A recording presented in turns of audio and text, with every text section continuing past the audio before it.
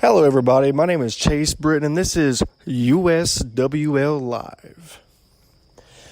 Today's topic is a little touchy-feely, if I must say so myself, but it's something that if you are a wrestler or anybody in the sports world in general, you will somewhat relate to what I'm about to talk about today.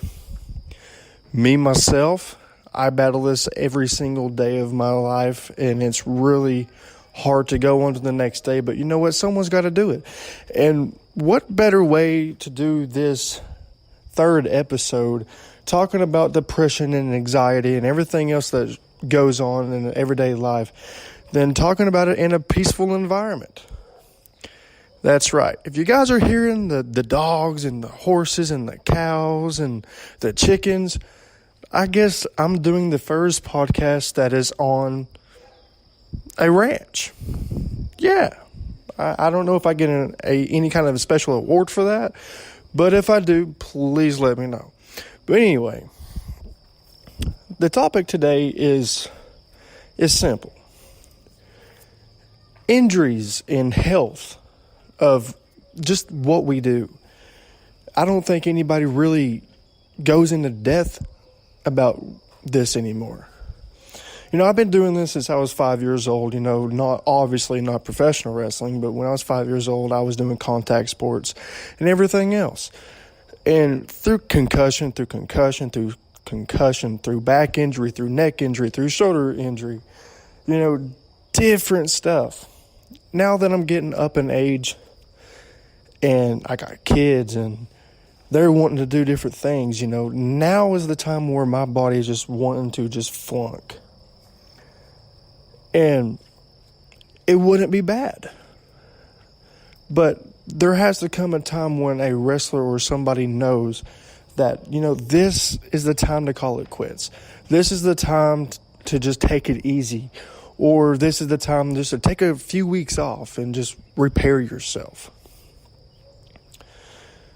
For me personally, I want to tell people a little bit about my situation. And if you're going through the same thing, maybe hearing me talk about my stuff will possibly help others tell their story as well. Because I know without a shadow of a doubt, I am not the only one that goes through this.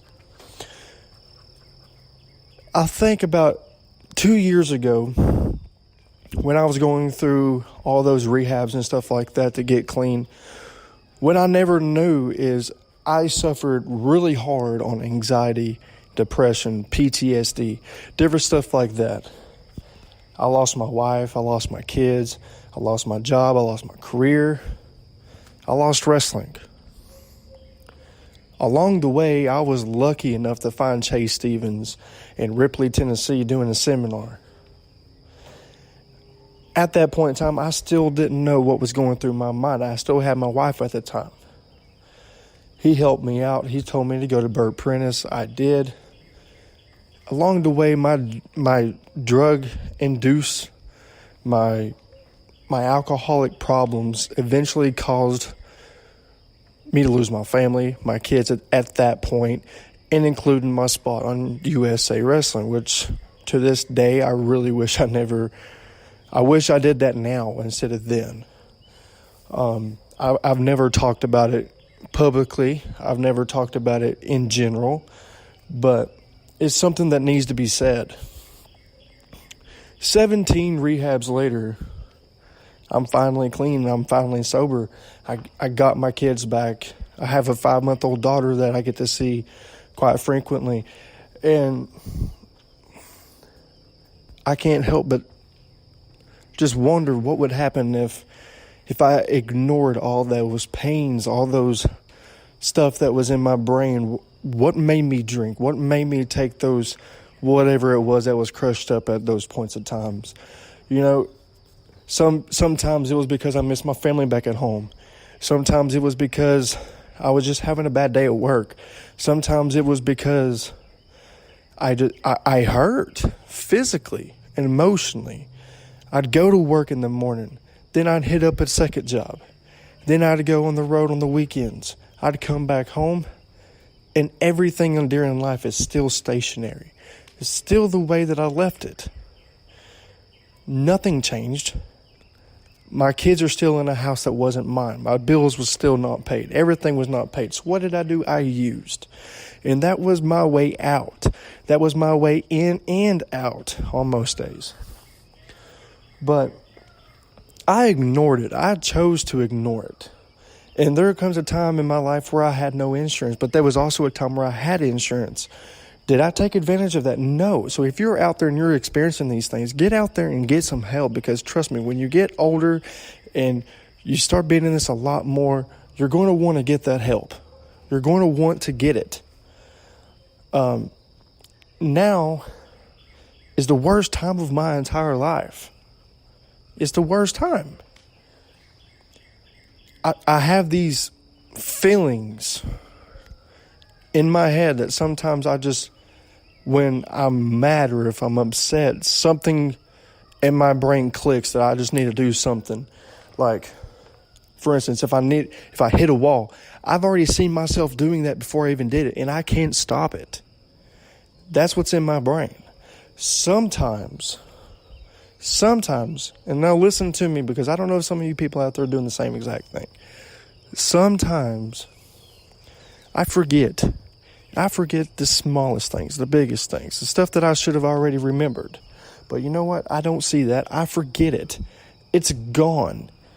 Kids' birthdays, gone. My birthday, gone. Everybody's birthday, gone. Important dates, court dates, gone. Memories in my head that I enjoyed since I was a kid, gone. Every one of those, gone. The rages that I get, that comes over my body, it's crazy. I don't know how to explain it more than the fact that when I get mad, I cannot calm myself down. When I get mad, I just want to lash at something. And the headaches, they're ringing all the time. They're ringing all the time. I cannot block it out. And as it gets louder, the headache gets stronger and stronger and stronger. And then the sound just keeps getting larger and larger. And then my anger just goes with it. And then whatever's in front of me, I just want to just do whatever it is that I want to do in that moment. Rather it's yell at it. Rather it's, hitting it if it's a wall or a can or something like that. And, sometimes if I'm stupid on these moments, I try to make phone calls. And when I'm making these phone calls, I don't even know what's going on. I just know that I'm raving about something, and I cannot control it. I don't know what it is, but it's a scary thing. And to me, it's a scary thing that nobody is catching. Nobody is catching. And some of you people out there is a diagnosis out there that I'm not mentioning. It's called CTE, and there comes a point in time where it's going to be too late when they find it. Because I don't know how many people know much about CTE, but when someone says this guy has CTE, that person is normally dead. And sometimes there's more with that one person that's dead. And that entire time, that one person has possibly asked for help hundreds of times, but always got ignored. What if somebody out there has CTE, but we don't know it? What if somebody out there that has everything that I just got through saying, something has to click? Is it CTE? Is it something else? What is it? Is it just an anger problem? Is it just being depression? Because half the time when I take that medication, nothing helps. It makes it worse.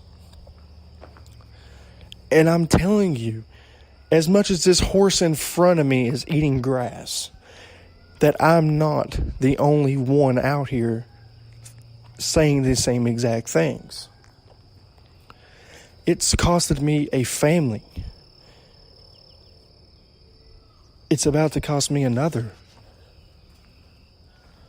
I don't drink anymore, so I cannot numb the pain. I don't drug anymore, so I can't numb the feeling. I have no way out. I have no way in or out. I am stuck dealing with this thing that I cannot control. And everybody around me wants to tell me this other stuff. Praise God, tell a doctor. I was on Facebook today while I was walking, and I finally got tired of people telling me that I had to call somebody. So I finally manned up and I dialed that number and I told them how I was feeling. And I hung up the phone. Less than 12 minutes later, 3 carloads of cops pull up. This is true stuff. All the paperwork's at LeConte Medical, not LeConte, or whatever it is down there in Sevierville. I don't even know how many names. They used to be LeConte, but I don't know what it is now. But it's in Sevierville. These cops got out of their car and told me to get on the floor. Get on your face. Then they proceeded to handcuff me as if I just went around and just robbed a bunch of people. As if I just beat somebody up. They handcuffed me. This is why I've not been on Facebook much today, because it's still bothering me. They proceeded to handcuff me, put me in the hospital. Within an hour later, they took me out of the hospital and they shipped me off somewhere else other than my own home. All because I told them what was going through my mind with this illness that I got in my head, that I experience every single day. That is how they handle this type of stuff. That is not right. If they do it to me, they're doing it to other people. And what is that going to help? What is that going to help? If you guys are feeling this same exact way, speak up. Let people know that you are not alone. I'm telling you right now, you are not alone. This is your time to let people know what is going on. Because you never know what is out there that can probably help people like me or you. I deal with it, and I'm telling you, you're not alone. I'm right there with you. I want to thank our sponsors, the Beard Guys and Friends. I want to thank HempWorks with Deb Turney. I want to thank Bearland in Gatlinburg, Tennessee. I want to also thank Britton's. I want to thank Money Promotions and anybody else who I have not mentioned, which there possibly isn't anybody else. If you guys want your stuff promoted on this podcast, I will spend an entire podcast getting your stuff over. Send it in. We'll get it going. People will hear you. People will see your promotion or anything else you want to do. If you're a small company and you want to be promoted, send it to me. I'll do whatever it takes to make you guys happy. This isn't just my podcast. This is the USWL podcast, meaning this is your podcast. My name is Chase Britton. I am the host of USWL Live. I'll see you guys next time.